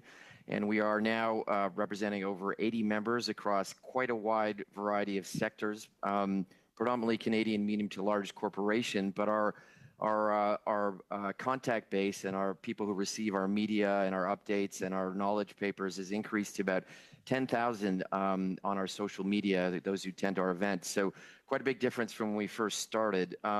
The mission for the CABC is obviously to increase trade and investment between Canada and ASEAN for mutual prosperity and growth. The CABC is also Canada's first and only ASEAN accredited entity, which happened this past January. And there are only 3 private sector bodies similarly accredited by ASEAN, one the EU ASEAN Business Council and the US ASEAN Business Council. And that did require unanimity amongst the 10 ASEAN member states and the Secretariat to agree on and thus accrediting us. So sometimes ASEAN can't agree on things, as it were. ASEAN, obviously 10 member states, home to about 660 million people, making it the world's 3rd largest population. And I might add that about 50% of that 600 million is under the age of 30, which is astounding if we think about that. Economically, ASEAN is the 5th largest economic partner for Canada globally. Canada is the 4th largest trading partner to ASEAN. And bilateral trade has increased about 20% last year. And even in the preceding years during COVID, we had tremendous growth, which is impressive given the supply chain disruptions and challenges that were occurring globally. I think that reflects that a shift of labor and manufacturing from China towards Southeast Asia, which started before COVID, has been accelerated by COVID, particularly to countries like Vietnam, and you're seeing some of this return to Indonesia, Philippines, and elsewhere. Certainly, the nexus for international business in the region has shifted to Singapore as the international trade hub for the region. Recognizing these substantial economic prospects that ASEAN has, we've been long advocating for Canada-ASEAN FTA agreement, which was launched in 2021 and hopefully hopefully will be concluded around 2025-26, and the bilateral discussion with Indonesia, which is expected to conclude in 2025. And I'd just like to comment that Canada being engaged in this ASEAN FTA discussion is somewhat is a remarkable achievement. ASEAN has everyone at the door asking for a trade agreement, and we were selected over the likes of the EU, of the UK, of even the United States does not have agreement with ASEAN. And I think that's a very positive sign on their interest in Canada and growing our relationship. Canada was upgraded to ASEAN Strategic Partnership in 2023, the last of the dialogue partners of ASEAN to be thus accredited, which was noted earlier. And obviously, the CABC was provided ASEAN accreditation as a private sector entity in January, as I mentioned. During our official accreditation, the ASEAN Secretary General mentioned that that is a result of a high level of trust built over many years, over a decade, in fact, for the CABC, and this thrust into ASEAN, which again has similarly been accelerated by the Indo-Pacific strategy. And while the ASEAN-Canada Strategic Partnership and perhaps our accreditation as an organization, the CABC, while symbolic, is certainly a testament to the foundation for the Canada-ASEAN relationship and provides an opportunity for us both on the government level and a private sector to engage much more deeply and across a wider range of subjects with ASEAN and its member states. There are a few key areas on policy and in business where interests align: food security, energy transition and sustainability, overall investment, particularly into infrastructure, and the digital economy, where interests, I believe, overlap, and business thrusts and resources and things to offer overlap as well. The CABC fully supports Canada's Indo-Pacific strategy, which places ASEAN right in the heart of that. It's not only an economic necessity, but also, I think, a strategic imperative for regional geopolitical stability and long-term peace and prosperity, that Canada partners with like-minded small powers that believe in trade-based or rules-based trade and keeping access open to the globe and to all our trading partners from around the world. Obviously, it's come up about ASEAN centrality and sustainability, unanimity required on decision-making doesn't make it the fastest body to move, but it is a dialogue is a fundamental part of the ASEAN engagement with its neighbors and the world, and I think that's something that Canada should wholeheartedly support.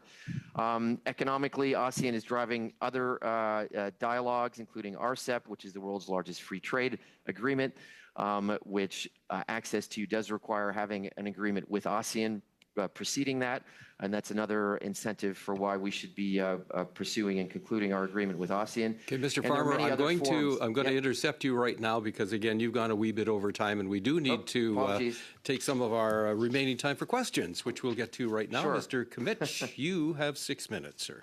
Thank you, Chair. My questions will be to Mr. Farmer first. You mentioned that Canada is the fourth largest trading partner with ASEAN. Is there any specific countries that are more represented in goods and services? Can you give us just an overview of which countries we have the most trade with, separating goods and services?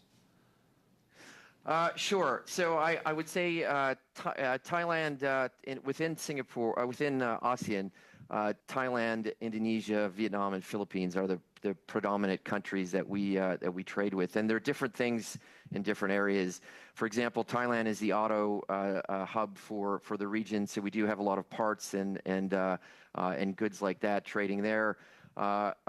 Singapore, big service hub. A lot of investment into Singapore, though, is flow through into the other ASEAN areas, but obviously that would be banking, finance, insurance, whatnot. Our insurance companies are particularly active in the region, and in fact, in the Philippines and Indonesia and other places, they're almost considered domestic companies. They've got such a long history out here. But those would be the primary countries that we're trading with in terms of volume and goods and services, as well as goods as well as services. To your question. So, Chair, then my next question would be, Canada's had 7 rounds of negotiations with Indonesia. The next 8th round is in June of this month. Actually, that's going to be going on. There's been talk about an FTA with ASEAN. There's negotiations which are still ongoing. If you had to prioritize for me, what are the priorities then? There's Canada chairs CPTPP, there's ASEAN, there's these bilats. Can you prioritize for me what you think are the most important for Canada to accomplish? Sure. Well, I think they're very different. So obviously CPTPP is an existing body that binds us to 4 of the ASEAN countries, but obviously not all of them. And so that's an ongoing mechanism, an ongoing body. The bar to enter that is extremely high, and many of the other ASEAN countries are not able to meet the conditions to join CPTPP. So we need to start from somewhere. So obviously ASEAN, it would be desirable to get an agreement with ASEAN in place that covers all 10 of the ASEAN nations, particularly those such as Philippines, Thailand, Indonesia, and some of the smaller countries like Cambodia, where we do not have an agreement with. There's a bit of a strategy and a bit of a timing issue on both the bilateral with Indonesia and the agreement with ASEAN, but I think we are headed to probably conclude the agreement with Indonesia first. Being easier, you're dealing with one party rather than 10. But I think the benefit to that is the challenging chapters in that agreement will largely be the same that need to be negotiated at the ASEAN level, and so they do feed off one another quite well. I do think we're headed for the Indonesian agreement to be done probably early next year. The initial target was the end of this year, but I think it'll be early next year, and Mr. hopefully Farmer, ASEAN will I'm just going to follow. interrupt you, just because it gives me a question I wanted to ask you. Most of these goods flow through the Port of Vancouver, then? I think that's a good question. I don't know the full answer to that, but obviously Vancouver and increasingly Prince Rupert are both big trade hubs with Asia. But I would say East Coast hubs do ship out to Asia as well. So I mean, you'd have to look at particular companies and particular trade flows. I mean, the global shipping logistics chains are quite complex, but also air cargo, right? So you do have Vancouver Airport, Edmonton Airport, and others that do ship to Asia, air cargo to Asia. So I was going to ask you then, with all these agreements coming through and the potential for more goods being shipped out and goods being shipped in, do you have any concerns about the quality of the trade infrastructure that Canada has? Well, look, infrastructure is almost always a limiting factor, right? So I understand that there is some room to continue to grow, but we will reach a point where we do have limited capacity. I think Prince Rupert is cited as one of our newer, more active ports that does have quite an ability to expand. Vancouver may need to look at its long-term future, and I in terms of being able to increase their infrastructure capabilities. I believe there's different dialogues in Canada ongoing around that. But yes, matching infrastructure with the ability to trade is an important issue, obviously. So you mentioned Port of Vancouver perhaps needing to do upgrades. It ranks quite low in terms of its efficiency and performance, and I didn't hear much concern about it. Is that because you expect most of our shipping to be done through the Port of Prince Rupert, or through air cargo, or through American ports? Well, look, I think it's probably a combination of all the above, and I'm not an expert on Vancouver Port or ports, but clearly. The higher performing our infrastructure is, the better our trade will be, right? And the more resource that we have dedicated to trade, the better we can grow our exports and imports from the region into us as well. Okay. Thank you, Mr. Kimich. We'll now go to Mr. Erskine Smith for 6 minutes or less. Thanks very much. I'll stay with you, Mr. Farmer, to start.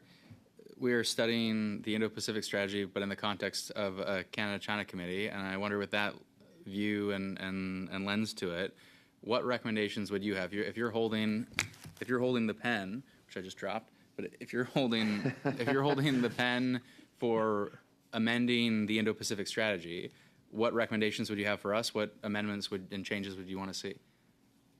Sure. I mean, look, I think that as a whole, the Indo-Pacific strategy is quite comprehensive and quite sweeping. I would say the statements are and the desire are quite well laid out. what we have to make sure is we follow through, right? And so without the follow through, the policy won't mean very much in the end. But with pushing the Indonesia trade deal to a close, pushing the ASEAN trade deal to close, using those as building blocks for growing our broader trade relationship into the region, to RCEP, using that as a diversification of our trade into the region, so that we're not completely dependent on China. Where at one point, if you talked about trade in Asia, China was the only thing on top of mind, right? I think similarly, although it's out of my remit, we've re-engaged with Japan and Korea on our trading relationships there, which I think is also very important. Korea and Canada have a very robust trade agreement that hasn't been taken advantage of, from my observation, as much as it should. Japan and Korea are both very major players within the ASEAN region, with their investment into the region, their ownership of some of the factories and the trade infrastructure that goes on here, as well as their diplomacy, which has been noted, I think, in the previous panel, particularly Japan, a very trusted partner in the region. So I think all of these are important steps that we take, engaging with ASEAN, getting our agreements in place to build on our trade relationships, the consistency of engaging with ASEAN.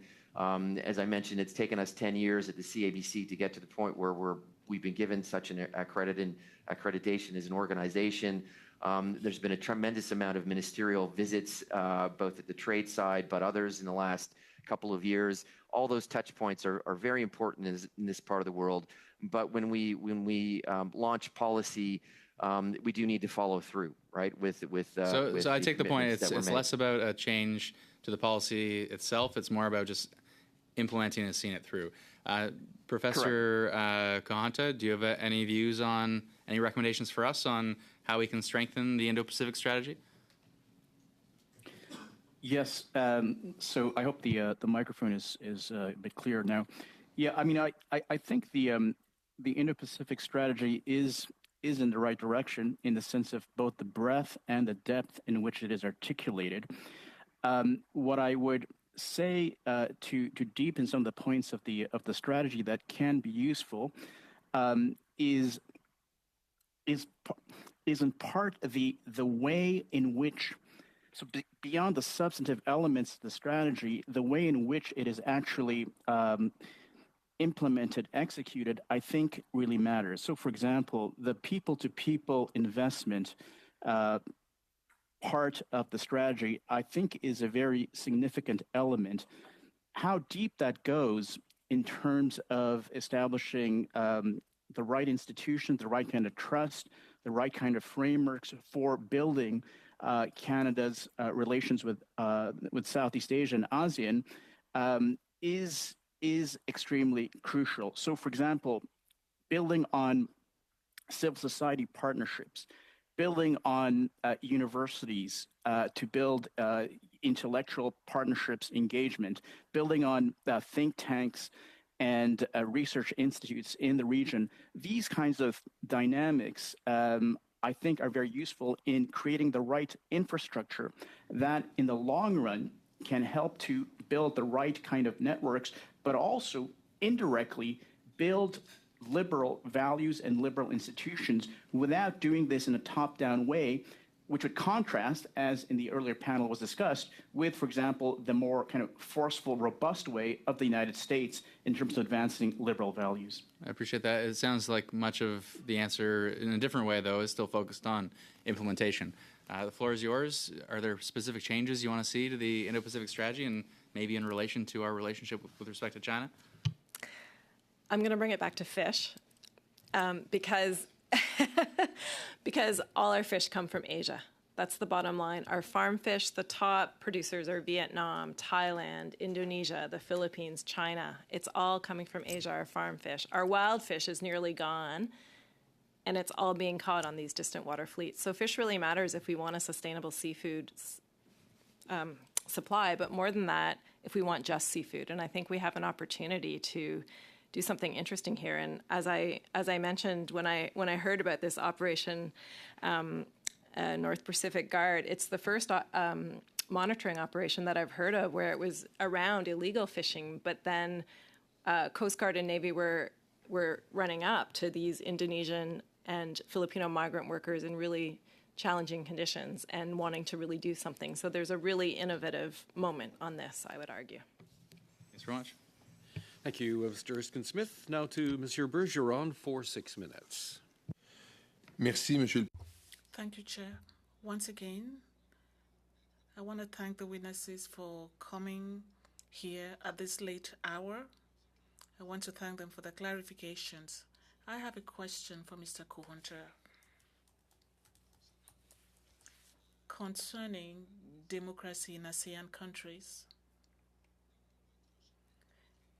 In your document, Fitness and Democracy in East Asia, you talk about democratization in the Philippines, Southeast Asian country with the longest democratic principles, and you are saying that elections or democracy did not lead to significant changes. That has a lamentable situation when it comes to growth and equity. In an article published in 2006, the Pacific Review, you indicate, and I quote, that ASEAN is a long way from shunning illiberal politics for the sake of democratic values. A recent publication of the Council on Foreign Relations characterizes the state of democracy in Southeast Asia as going from bad to worse. Given the situation, would you say that ASEAN is fertile territory for Chinese disinformation that wants democracy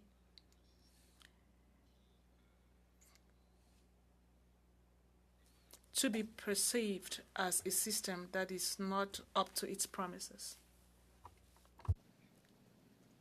Would you like to direct the question, Mr. Bergeron? Monsieur. Mr. Kuhunter. Oui. Merci beaucoup, Monsieur Bergeron. Thank you very much, Mr. Bergeron, for the question. I will respond in English. So, in the big picture, democracy in Southeast Asia, as well as within the Organization of ASEAN, is not in a particularly robust position. That means that out of 11 countries in Southeast Asia, only perhaps 3 can be considered democracies, electoral democracies, 3 to 4. And a good 3 to 4 are very hard authoritarian regimes. So compared to, say, Latin America, another developing region, Southeast Asia, in terms of the state of democracy, is in a very mixed to weak or mediocre position. Now, as to your specific question of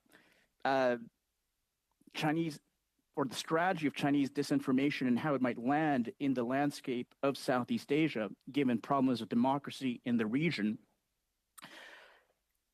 it is true that democracy in Southeast Asia is relatively fragile, whether in terms of rule of law, whether in terms of electoral institutions, whether in terms of constitutional courts, in terms of the institutional structures in many countries in Southeast Asia, even those like Indonesia, which is considered one of the more robust electoral democracies, across the board, institutions are quite weak. That means that could mean that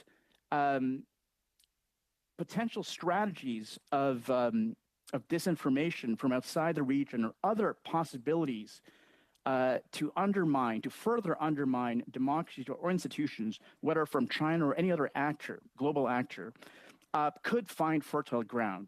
That is true. And so the larger problem for Southeast Asia and ASEAN, yes, is democracy in terms of ensuring the franchise is respected, in terms of ensuring that democracies actually maintain freedom of assembly, freedom of speech, etc., those liberal rights. But even more deeply than that, for these democracies, is to strengthen institutions, to strengthen institutional structures of law, of bureaucracy. That institutional infrastructure is central to, in the long run, establishing more robust and more long-term democracies, both for internal reasons and external reasons. Thank you.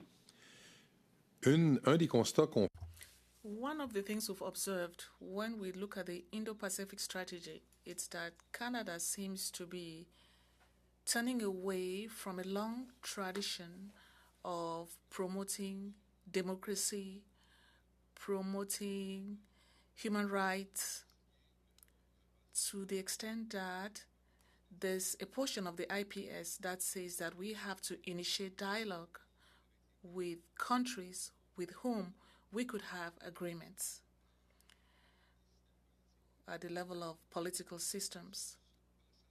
This passage of the Indo-Pacific strategy, do you think it was designed because of what Global Affairs had observed, that Southeast Asia and the Pacific region in general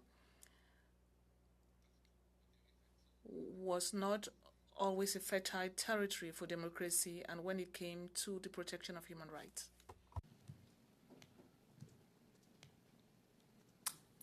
Well, what I can say, I don't know the motivations of specific passages in the Indo-Pacific strategy, but what I can say in terms of dealing with ASEAN states that are across a broad spectrum of regime type, that is democracy, hybrid regime, and authoritarian regime, is that one strategy for dealing with this kind of landscape that is so diverse is to be relatively open and pragmatic when dealing with different types of government. And so it may be in the interest of actors outside of ASEAN, outside of Southeast Asia, such as Canada or others, to keep an open mind about other governments that are not full democracies. Singapore, for example, is not by any means a liberal democracy, but it is a country that the institutions work very well, that development has really performed, and that the government, for the most part, has significant legitimacy. So simply defining in or out countries that are or not democracies may not serve Canada's interests in the best way. At the same time, I think it is important to be aware that liberal democratic rights are still extremely important in many countries in Southeast Asia, deep down at the local level for civil society groups, villagers, urban citizens, and that it is important to be aware of those movements for greater political rights in countries where there is significant repression.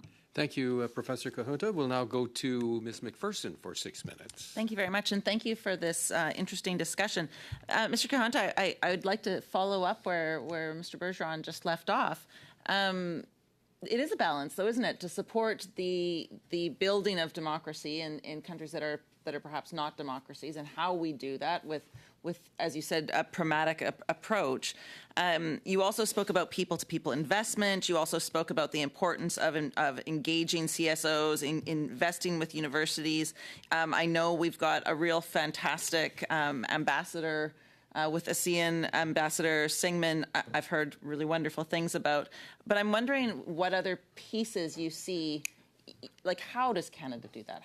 What are those recommendations that you have for us on how we can make sure that we are building those relationships and balancing the need to support and encourage democratic reform or democracies within the region as with our trade relationships? I've often thought Canada has a bit of a challenge, that we've gone too far towards prioritizing trade relationships to the expense of human rights and the expense of democratic principles.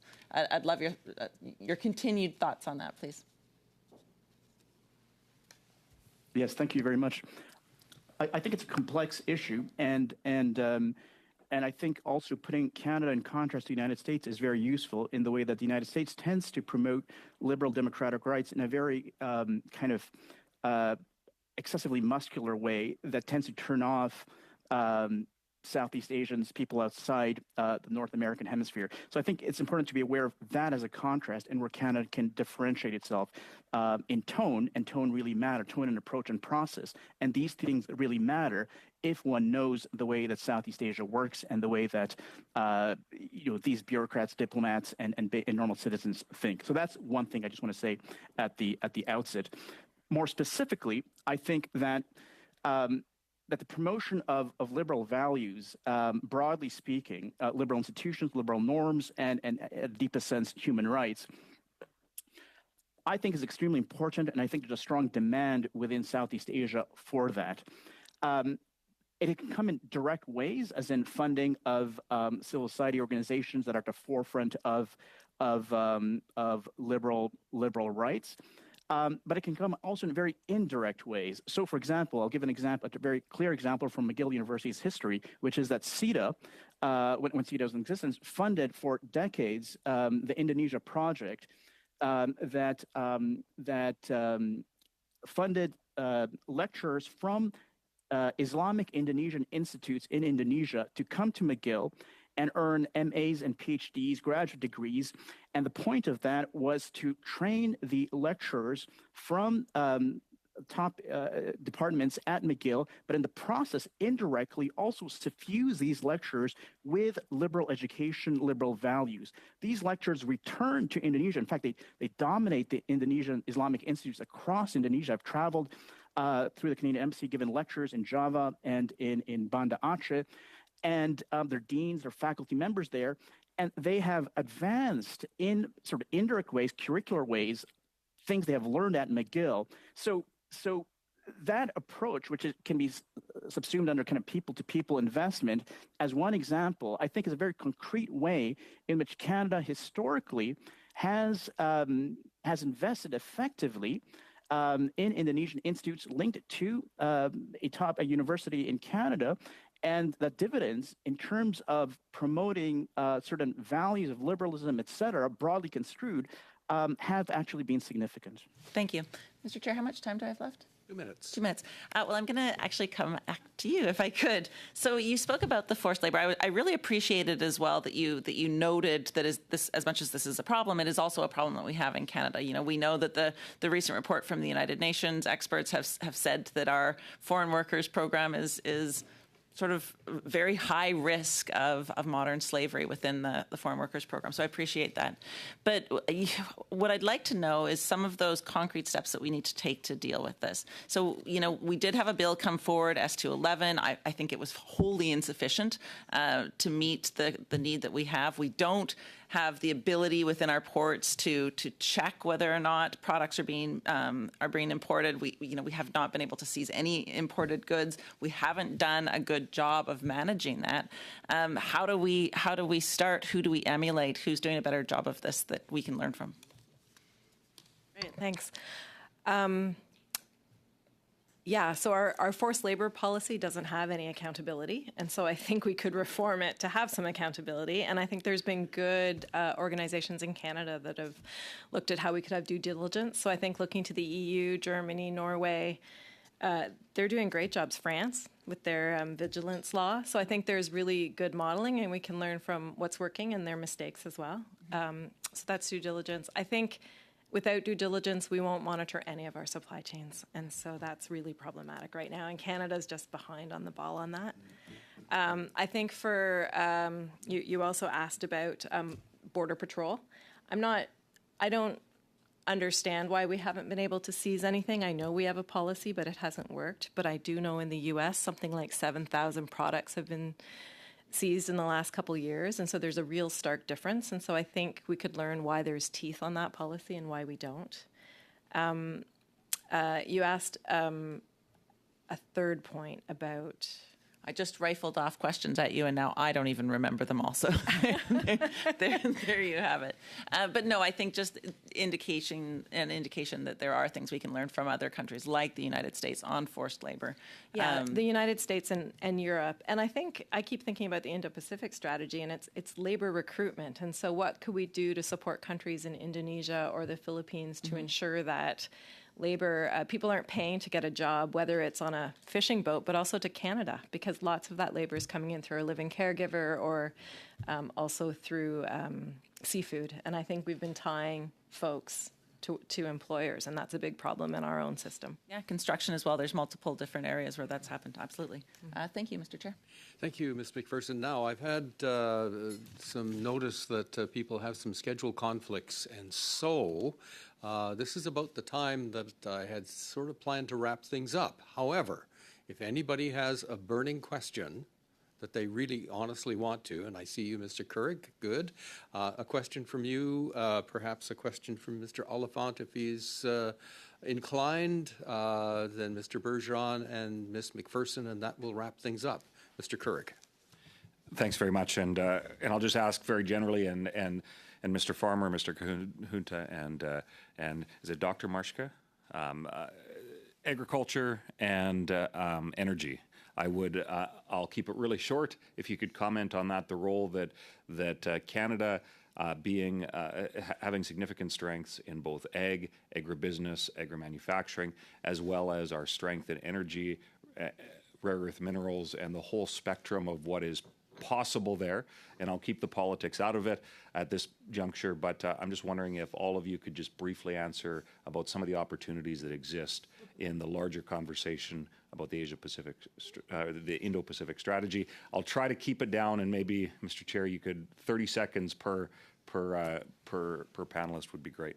Well, and as always, if the panelists are really compelled to give us a more fulsome answer, they can always submit something in writing, which is very useful. We'll start with Dr. Marshke.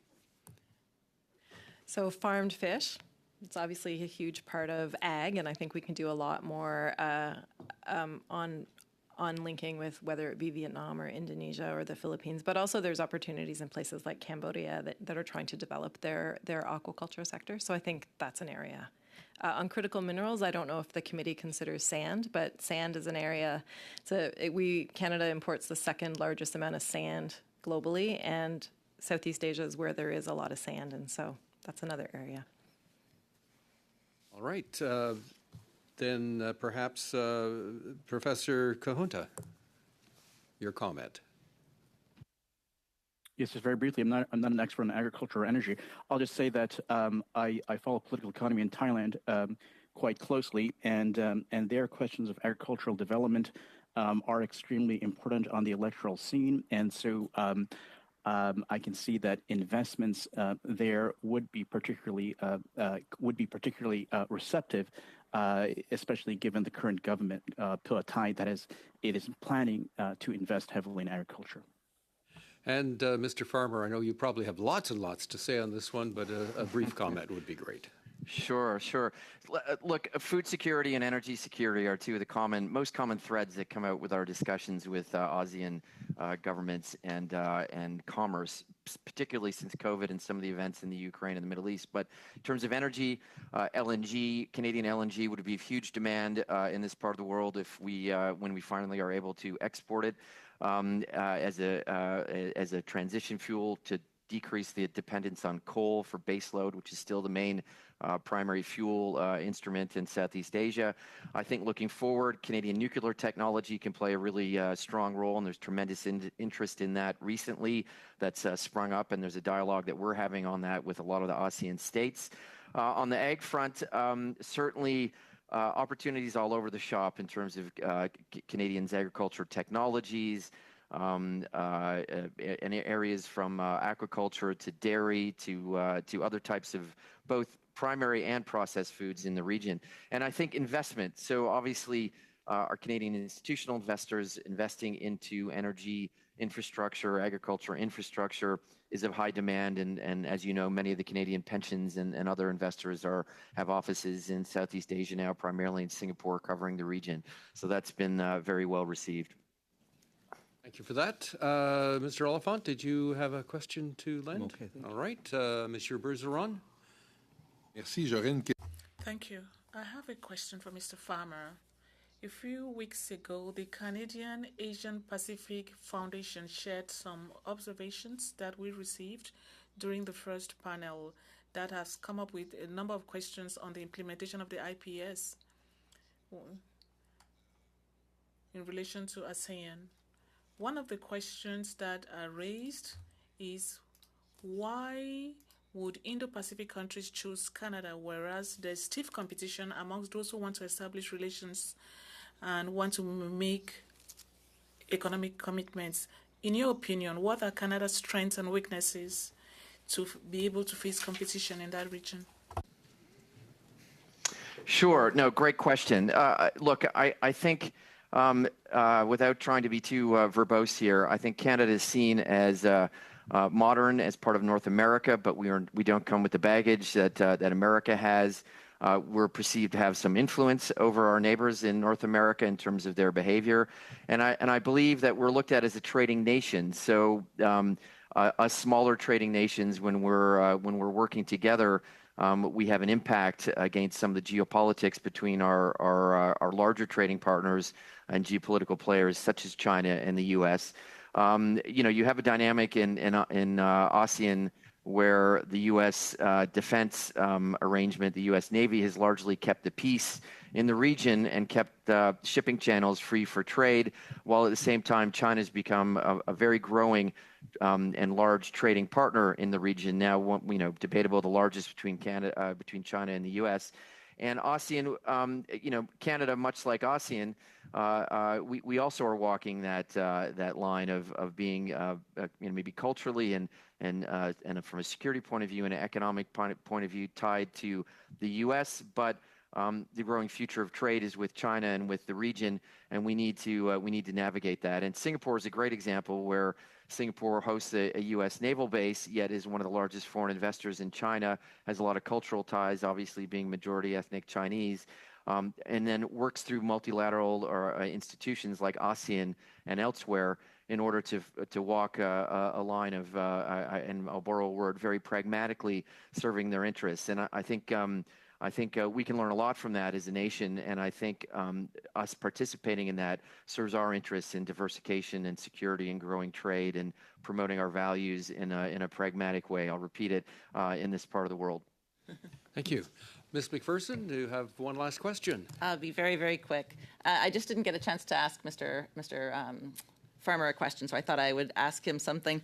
In terms of what we heard from you earlier today, the strategy, really it's when the rubber hits the road, like how it's implemented, how it's followed through on. How is it? First of all, I would like to know how it's doing so far. It's been in place for a year. How is it doing so far? And we've heard from other witnesses that there needs to be more of a long-term outcasting for it. What does success look like going forward? How are we doing now, and what are those next things that you need to see from the government to know that the implementation is effective? Sure. Look, I think, bear in mind, I think this Indo-Pacific strategy is a culmination of a number of years of work, right? So, I got involved or was asked to get involved from a private sector point of view. We set up the CABC about 11 years ago now. So leading up to the Indo-Pacific, there's been a number of years of more regular engagement to address the issue that we have been in and out of the market historically, but there's been a big push in consistency over the last decade.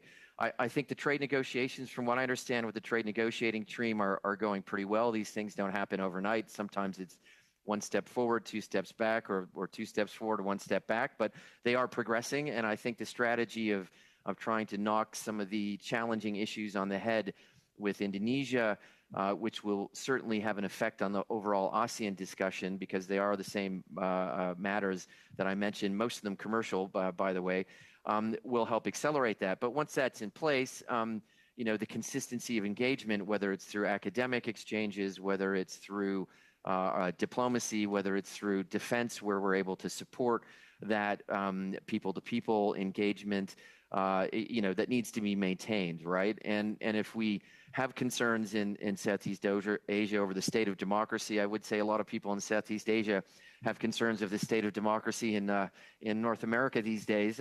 So that works. It works both ways. That no one's perfect. That we need to have that continuity, right?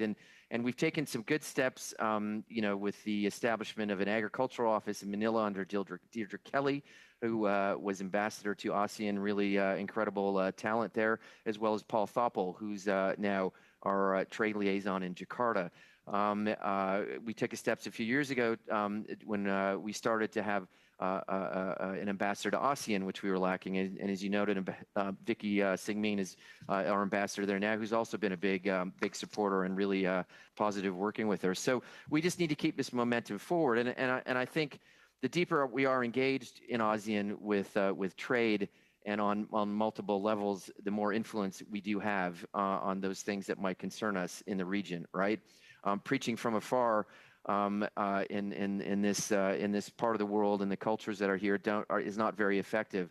When you're fully engaged and a true partner, you tend to get listened to more. So I think I know I'm harping on the same thing, but I think it's following through, execution, and maintaining that engagement, and it has to be a long-term strategy, as you mentioned. So, and I think we've seen that over the last decade, and hopefully that will continue. Wonderful. Thank you very much. With that, we'll thank you, Mr. Farmer and Professor Kahunta, and Dr. Marski. Thank you for your time this evening. I want to thank our clerk, analysts, interpreters, and support staff, and everybody who's pitched in with some very excellent questions. Meeting adjourned. Thank you.